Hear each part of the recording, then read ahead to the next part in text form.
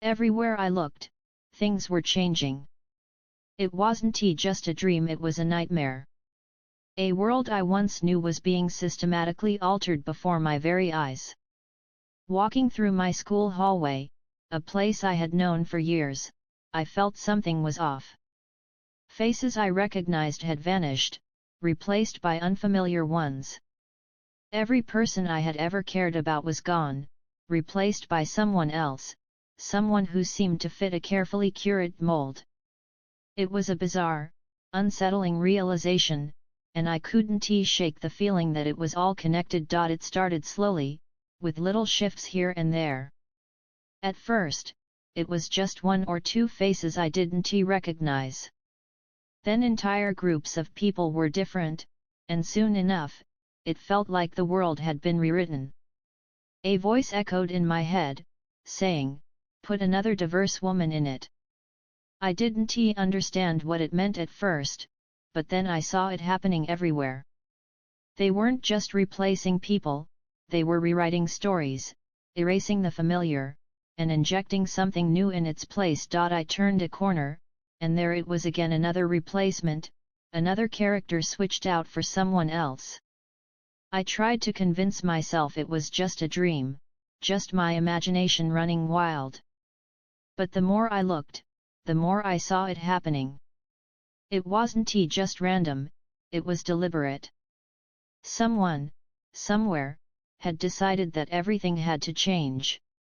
I had a dream that I was replaced by a diverse woman, I told my mom when I woke up in a cold sweat. She sighed, as if she had heard it all before. Not again. Yet, but this time, it wasn't just me. They were taking everyone. All my favorite people. Every single one of them was gone, replaced. She tried to reassure me, but I could see the worry in her eyes. "Will you check under the bed?" I asked, half joking. "Make sure there aren't any Disney executives under there." She rolled her eyes but humored me, bending down to look. "Nope, no Kathleen Kennedy under here." I laughed nervously, but deep down, I wasn't so sure. And that's exactly what South Park is poking fun at in their latest episode, Into the Panderverse. The show has never been afraid to take on controversial topics, and this time, they set their sights squarely on Disney. In a world where every major entertainment company seems obsessed with proving just how diverse and inclusive they can be, South Park flips the script. They take a playful jab at the way Disney has been making changes, not because of a genuine desire to tell diverse stories, but because it seems like a strategic move to avoid backlash. It's not hard to see what they're getting at. Look at Disney's latest remakes. Classics like Snow White and The Little Mermaid have been completely overhauled. The essence of these stories, the things that made them timeless, is being stripped away in favor of something that feels more like a checklist than a heartfelt narrative. Take the new Snow White movie, for example. Rachel Zegler, the actress cast as the iconic princess, has been making headlines, and not necessarily for the right reasons.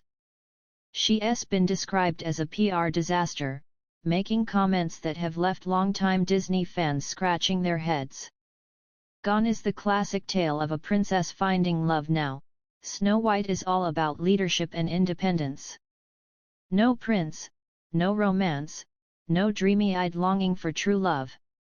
Just Snow White, ready to take on the world all by herself. For some, this change is empowering. For others, it feels like a betrayal of what made the original stories so special. When people think of Snow White, they think of a fairy tale, of magic, of love conquering all. Removing those elements leaves something that feels hollow, a story that no longer carries the same weight. Fans are divided. Some applaud Disney for making changes that reflect modern values, while others feel like they're watching their childhoods be rewritten before their eyes. It's one thing to create new, diverse stories, it's another to take beloved classics and reshape them into something unrecognizable. Critics argue that what Disney is doing isn't really about diversity or representation, it's about optics. It's about making sure they tick all the right boxes to keep up with the times. But in doing so, they risk alienating the very audience that made these movies iconic in the first place. The conversation around woke storytelling has been growing louder, with many questioning whether Hollywood is prioritizing social messaging over good storytelling. South Park, never one to shy away from controversy, holds up a mirror to this trend and asks, is this really the way to do it? Is swapping races and genders of beloved characters truly about inclusion, or is it just performative? And let us be clear, diversity in film and television is a good thing. But the way it's being implemented matters. When stories feel forced, when changes feel like they're being made out of obligation rather than genuine creativity, audiences can tell. They know when they're being pandered to, and they don't like it. Look at the backlash to The Little Mermaid's remake. While Halle Bailey's performance was widely praised, the film itself felt like it had lost the charm of the original. Fans didn't reject diversity, they rejected a version of the story that didn't feel authentic. And Snow White, well, Rachel Zegler's comments certainly didn't help. When she dismissed the original film, saying she only watched it once and never picked it up again, it didn't sit well with audiences. People want actors who respect the legacy of the characters they're playing. They want to feel like the story they love is in good hands, not in the hands of someone who barely cares about it. So, what's the solution? It's simple: create new stories. If Hollywood wants more diverse leads, then write original films and characters that reflect today's world. Instead of replacing what already exists, build something new. That's what audiences truly want: stories that feel genuine, not rehashed classics with a new coat of paint. Because at the end of the day, representation should feel natural. It should be woven into the fabric of storytelling in a way that makes sense, not shoved in as a marketing gimmick. People don't want to feel like they're being lectured to, they want to be entertained. They want to believe in the magic of cinema again. South Park's Into the Panderverse may be exaggerated, but it speaks to a very real conversation happening in entertainment right now. Disney and other studios need to ask themselves a crucial question: are they truly telling diverse stories, or are they just pandering? Because if they're not careful, they might find themselves looking under their own beds, checking for the ghosts of storytelling past, wondering where all the real magic went. Everywhere I turned, faces were changing. It was the same unsettling dream again. Every familiar person around me was disappearing, being systematically replaced. The last time, I was walking down my school's hallway when it struck me that something was terribly off. The people I cared about were vanishing, substituted with strangers who didn't belong. It wasn't random. It felt like a deliberate effort to erase my reality. I tried to understand why were they doing this. Was it some grand agenda, some unseen force pulling the strings? A shadowy figure murmured in the background, "Put another diverse woman in there. Make it more inclusive." My mind reeled. Was this real, or just my subconscious twisting my thoughts into paranoia? The fear stayed with me even after waking up. I told my mother, who reassured me, but I couldn't shake the feeling that something larger was happening. "Mom, can you check under my bed? Just make sure no Disney executives are hiding there." She laughed, but I wasn't joking. The entertainment industry was shifting right before our eyes, and South Park had just captured the absurdity of it all in their latest episode, Into the Panderverse. South Park has never shied away from controversy, and this time, they took a direct shot at Disney's recent obsession with race and gender swapping. The episode was a satirical masterpiece, flipping Hollywood's latest trends into an exaggerated but eerily accurate joke. They weren't just making fun for the sake of it, they were holding up a mirror, exposing how diversity in storytelling had been reduced to a marketing gimmick instead of something meaningful. Look at Disney today. Every new project seems to check off a mandatory inclusivity list. Race swap a classic character, done. Gender flip an iconic figure, check.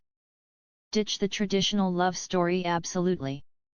But at what cost? Nostalgic classics like The Little Mermaid and Snow White are getting completely rewritten, and audiences are left wondering, are these even the same stories we fell in love with? And that brings us to Rachel Zegler, the face of Disney's upcoming Snow White remake. If controversy had a poster child, it would be her. Ever since her casting was announced, every word she has said has fueled the firestorm of backlash. In interviews, she seemed to scoff at the original 1937 film. Gone was the innocent fairy tale of a girl saved by true love. Instead, we got a reimagined Snow White who doesn't dream of romance but of ruling a kingdom. While empowerment is great, many fans were left scratching their heads. Why strip away the heart of the story if you erase what made Snow White? Well, Snow White, is it even the same tale anymore? Zegler herself wasn't helping matters.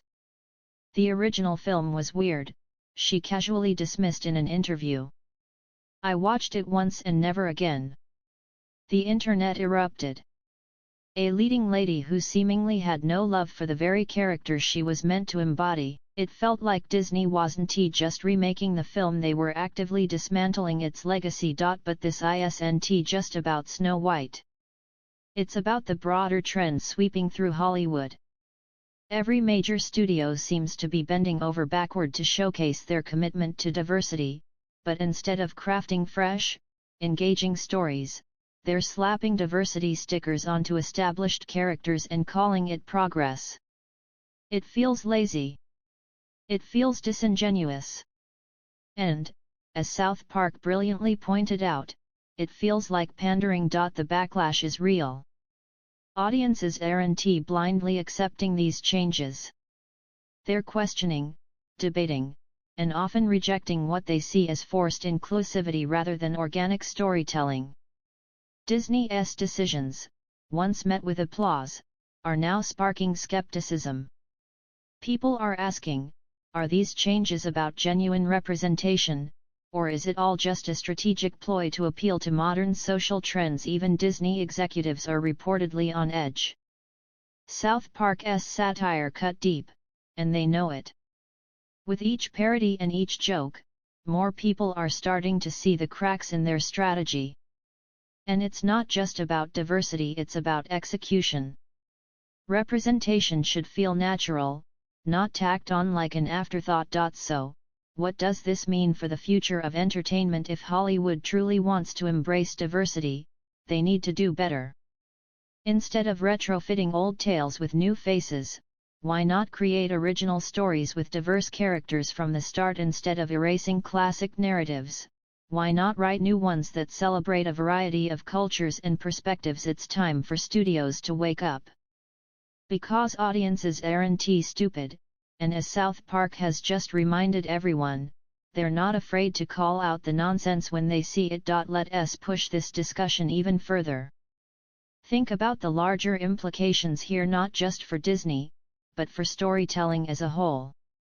The essence of a good story isn't just about checking off diversity quotas, it's about emotional connection, compelling narratives, and characters that resonate with people on a deep level. If those elements are missing, no amount of forced representation can save a film from flopping. We've seen this before.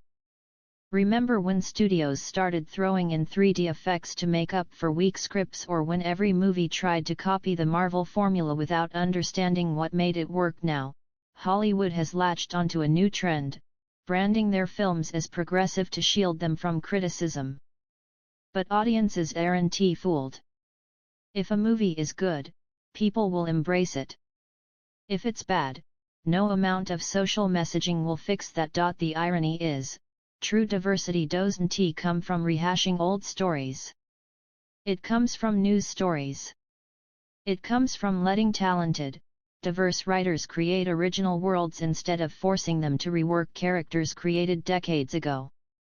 Why not invest in fresh ideas instead of trying to retrofit existing ones? Of course, not everyone agrees. Some argue that reimagining classics is the best way to introduce new generations to beloved tales. But at what point does a reimagining become an outright replacement if studios erase too much of what made the original special? Is it even the same story anymore? And that brings us back to South Park. The show's genius lies in its ability to take something absurd and make it painfully relatable.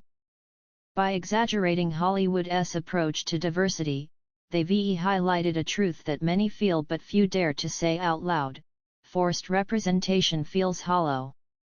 Real inclusivity means giving diverse voices the space to create, not just plugging them into existing roles like interchangeable puzzle pieces. So, what do you think? Is Disney's approach to inclusivity a genuine effort or just performative? Are these changes bringing something new and meaningful to the table, or are they stripping away what made these stories magical in the first place? Let us talk about it. Drop your thoughts in the comments.